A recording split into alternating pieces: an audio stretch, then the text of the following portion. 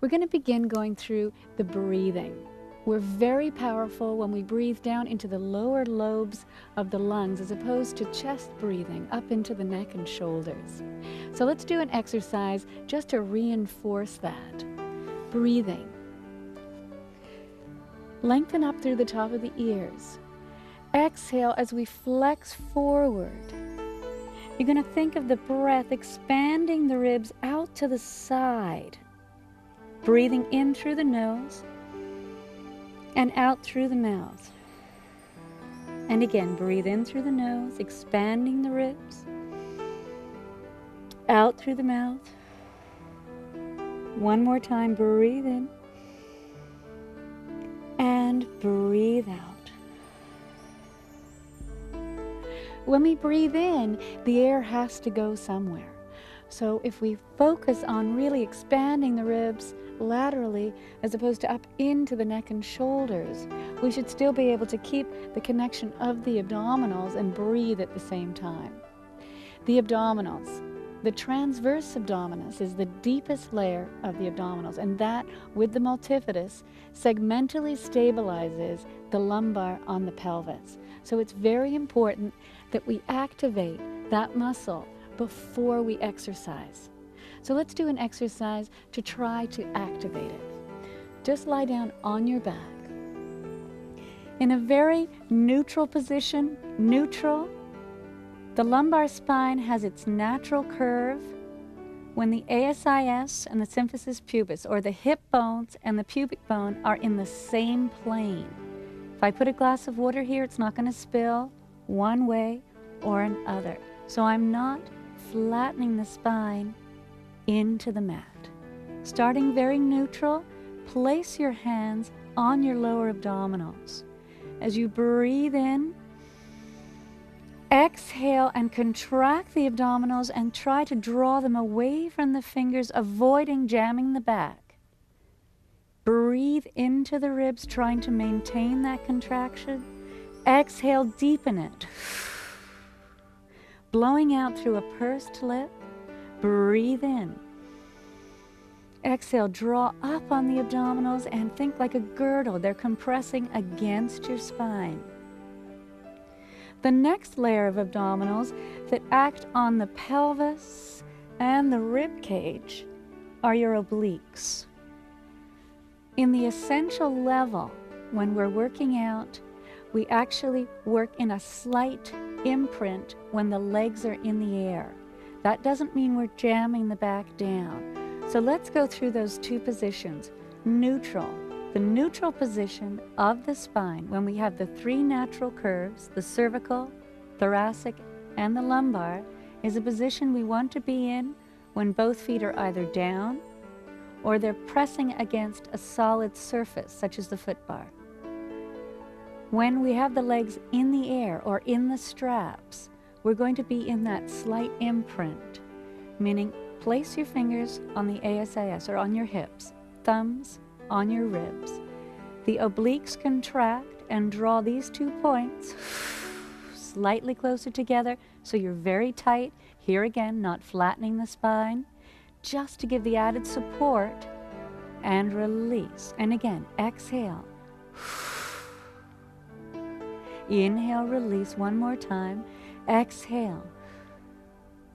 And release. When those obliques are strong enough and we have the stability, in the more intermediate levels, when the legs are in the air, we will try to maintain or work towards maintaining neutral. From there, rib cage placement. When we reach the arms above the head, we want to avoid going into extension because we'll always overwork those spinal extensors. So we have to work the obliques on the rib cage, not compressing, but just enough to help stabilize through the rib cage area. So when you breathe in, breathe out and reach above your head. Try to connect there. Now in this position, just breathe in and let them all go. So you can feel the work that has to happen here that's totally unnecessary if we keep that thoracic spine, the upper mid-back, in its natural state. of flexion. From there, shoulder girdle stabilization. If the scapula or the shoulder blades are allowed to just move everywhere, what happens is the neck takes a tremendous amount of tension, and then we end up just screaming through all our abdominal work, and eventually that can become quite chronic. So it's so important that we create the body awareness, that we find out where those muscles are around the shoulder blades first, isolate them, and then strengthen them. So let's do an exercise just to isolate them and work them. Reach your arms out in front. Retraction, we pull the shoulders together and they slightly depress. Come back to neutral. Neutral is where the scapula are just flat against the rib cage. They're not winging out here, or we're not reaching forward. Just very flat, open through the front. So we breathe in, pull them together. Breathe out, come back to neutral. And again, breathe in, pull them together. Breathe out and come back to neutral. Now let's go through protraction. That works the opposing muscles. You reach forward, they're separating, they're abducting, slightly elevating. Now you draw them back flat onto the rib cage, not coming back so that you're squeezing them together. Reach and bring them back. Reach and bring them back. One more time. Reach and bring them back. So going through those scapular movements, using those muscles to go through those movements will help to strengthen them and then stabilize them. From there, cervical placement. We've been taught many different ways to take our head off the mat, pulling the chin into the chest, trying to keep it neutral. What we're going to do is what we refer to as a craniovertebral flexion of the cranium on the cervical spine to put the neck into a very strong position. In other words, a head nod. So just lie down on your back. When you're lying down, if you find when you put your head back, there's a tremendous amount of tension in the back of the neck. You could be overworking those cervical extensors. Then just place a little pillow behind your head to allow them to relax. The head nod. We lengthen through the back of the neck, energy through the back of the neck. Be careful not to overwork the neck flexors. We just lengthen through the back of the neck and release. And through the back of the neck as you inhale and release. Just a slight head nod. It just lengthens the neck through the back. Lengthen and release. Now, we're going to put all those principles together when we go into the abdominal work, when we flex the spine. We place the head into a very strong position on the spine. We stabilize the shoulders. Exhale just before we move so that we can really isolate those deep abdominals and come into flexion. Inhale, breathe laterally into the ribs so that we can maintain the abdominals flat. And exhale, release down. So the movement of the head is just a slight drop. Stabilize the shoulders. If they're not stable, they come up like this. They need to be very stable on the rib cage. Breathing in and release down.